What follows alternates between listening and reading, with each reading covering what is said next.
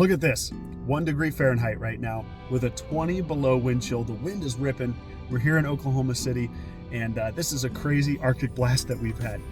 Now, people told me when I bought this Jeep, I was going to regret it because notoriously pickup trucks are bad in the snow. Jeeps, at least older Jeeps, aren't great in the snow. That's a myth we need to dispel, I think. And also, we have a soft top with plastic windows and a canvas top and no cold weather package in this thing. No heated steering wheel, no heated seats. My friends told me I was going to regret it. So here we are. If there was ever a day I was going to regret this purchase, it's today. We've got about an inch or two of snow on the ground. We're out in rural Oklahoma. The streets haven't been plowed. They haven't even been salted or sanded. It's pretty dang slick, and again, very cold. So, how does a soft top Jeep Gladiator do in the snow? Let's talk about it right now. All right, so I'm gonna go ahead and get underway here.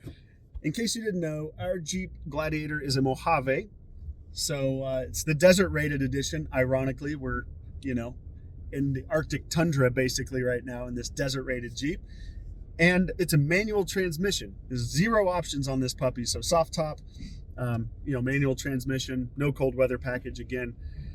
And I'm going to go ahead and I'm going to depart here in 2-wheel drive because what I have found, we've had 3 nice snow events here in Oklahoma, Kansas, since we've owned the Gladiator. And this is the first time I've done an actual video review because I've really spent some time with it and learned to use it in the snow.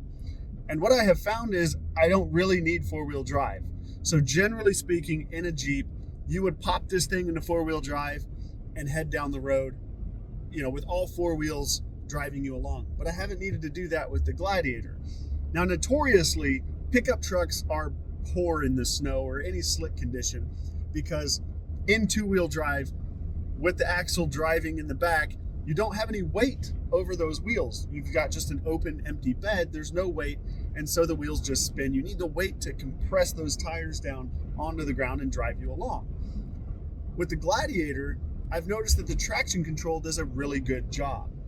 So even in 2-wheel drive, you get a little bit of slip, and then it hooks up and it starts going. Now, I'm going to say that the Mojave here has Falken Wild Peak AT tires.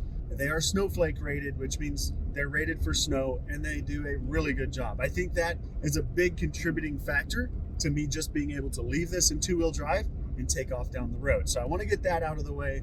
The Falkens are a big deal when it comes to traction. But in terms of needing to put it in 4-wheel drive, I have popped this into 4-wheel just a couple of times in the snow. And that's really when the snow gets really deep or icy, a lot of slush on the ground, just for that added peace of mind, knowing that should I get to sliding around, all 4 wheels are driving and I can regain control.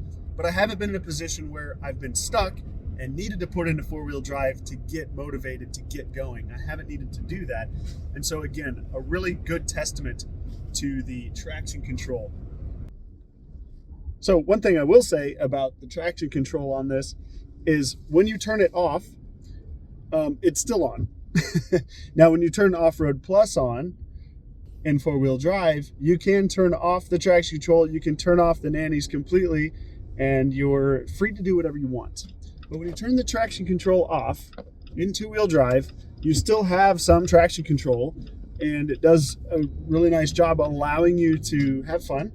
And if you need to kick the tail out to kind of pivot around and point to where you need to go, you can do that. You can do it safely. So it actually has a really good, feel, and it's got a good balance when you turn the traction control off in 2-wheel drive. Now, that takes me to my next point. People have told me that Jeeps are bad in the snow, and I think that's a myth that is centered around the older Jeeps, maybe the TJs and the YJs from like the 90s and the 2000s, where they didn't have traction control systems really. And in 2-wheel drive, you just had an open diff spinning one tire. So with an open differential, what happens is the tire with the least resistance is the one that's going to spin. The tire that has grip actually doesn't turn. So you have to have a limited slip differential, or even better, a locking differential, which means that it locks the wheels in place and both of them spin at the same rate, thereby motivating you around. And I'm going up a hill here into a driveway, no slip whatsoever. I just pulled up into this parking lot. Anyway, what happens on this Jeep, or any later model vehicle for that matter, it doesn't, even the inexpensive kind of economy cars these days have this technology where, should you start to slip, the traction control system will put brakes, it'll apply brakes to that spinning tire and then drive the motivation to the wheel that is, planted in place, has traction. So it acts as a faux differential of sorts, and it works pretty dang well. I've talked in the past about the Volkswagen GTI being a car that I've owned in the past, and this Mojave Gladiator reminds me of a GTI in some ways. I'm going to talk more about that in the future. But essentially, with the GTI, when I was autocrossing, for instance, and I'd turn a corner, go into a corner and apply throttle, the inside tire is going to light up and spin because it had an open differential. Well, Volkswagen GTI will apply brakes to that inside tire that's spinning, slow it down, and then put the traction there on the outside tire, and that drives you around the corner at a faster rate. And instead of understeering, the car pivots and takes off. A lot of newer vehicles do this. And, if I got the Performance Pack GTI, I would have a limited slip differential in there, a mechanical differential that would be transferring that power. But I had an S trim GTI, and so it needed that traction control to do the work. So here with the Mojave, in four-wheel drive, I can lock the rear differential. I can lock those tires to make them turn at the same rate. That's very helpful for traction. But unlike the Rubicon Gladiator, I don't have a locking front differential. So those tires would still potentially spin at different rates. Now, here's the thing with that. The Mojave is still going to apply brakes. It's still going to mimic a differential in the front to some extent, where if the front tire starts spinning at a different rate and losing traction, it's going to apply brakes and transfer that. What I'm saying here is, with later model vehicles, really lockers and limited slip diffs become less of a factor when it comes to traction in the snow.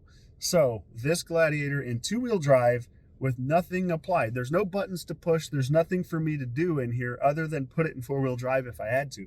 It actually does pretty dang well. And I'm in a parking lot now. I'm gonna just try and slide this thing. So just to kind of get going, a lot of traction there. It slipped a little bit and then it took off. And I can tell by my tire tracks back there, one tire was spinning for a bit and then it applied to both.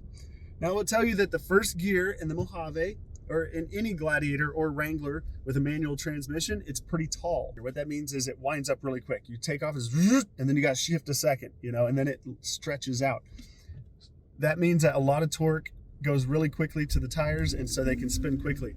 I found that just shifting to second gear at like 2,000 RPM really puts the traction down and gets you motivated and takes off. So no problem at all there with traction. You could even start in second gear if you want to, as long as you're careful with the clutch.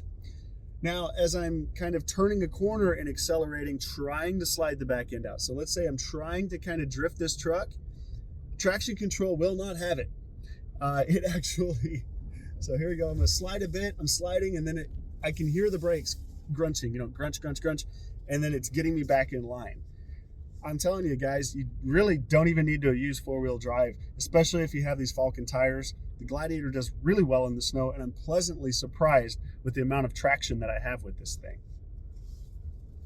That's enough about the traction and the on-road manners. Let's talk about the insulation in here, or lack thereof, because again, canvas top, plastic window in the back, no insulation, and it's 20 degrees below outside. It's what it feels like. I have turned the fan down to fan speed 2. I have the temperature set at 75 degrees in here, and I am toasty. I've been driving this thing for about 15 minutes, so heats up quick. The thing with Jeeps, open air Jeeps like the Wrangler and the Gladiator, is they've equipped them with a very good HVAC system, which means the heating and the air conditioning is very good. They understand that you don't have a lot of insulation. You're going to be driving with the top back or the doors off even, and so you need the air conditioning or the heater to be really good to kind of compensate when the weather gets inclement outside. They've done a great job at that, and this heater in here just cranks, absolutely cranks. So, I don't have the cold weather package, which not having a heated steering wheel sucks when you first get in this thing. Not having the heated seat sucks, but I do have some Amazon heated seat covers that I bought for about $100, and they are awesome. they heat the back, and they heat the butt really nicely. If you want to see my review on those specifically, I'll post a link down here in the video description to our travel channel, Lackeys Be Trippin'. I did a video just on these seat covers there, and so you should go check that out and subscribe to that channel as well while you're there. So there you have it, guys. I think I'm pretty dang happy with this Jeep. Now, I'm going to give you one more piece of advice when it comes to buying a Gladiator or a Wrangler. If you're planning on driving in cold weather states, or in the snow especially, do not get the LED headlights. I know that they look really cool and people swear by them in terms of like being able to see at night. I'm going to tell you, these halogens work great for visibility at night. They work really well for halogens, and with the brights on, I can see plenty.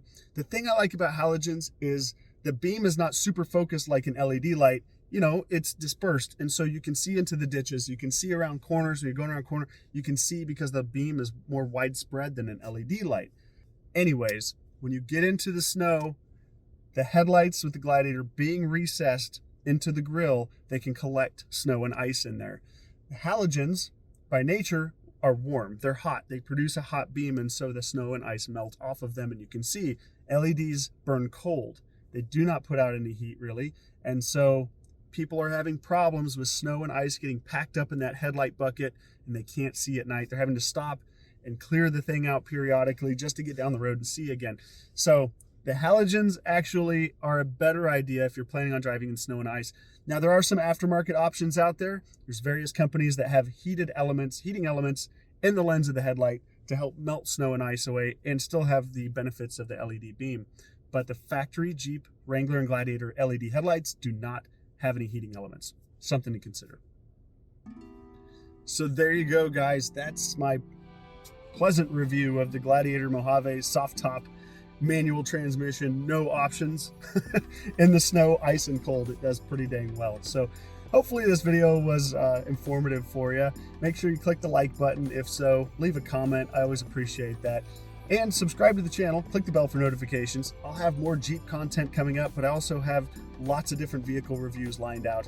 And I've got some different rants that I want to talk about, some different discussions I want to have with you guys about various things in the auto industry. So stay tuned, guys. Thanks for watching, and I'll see you in the next video. Stay warm, by the way.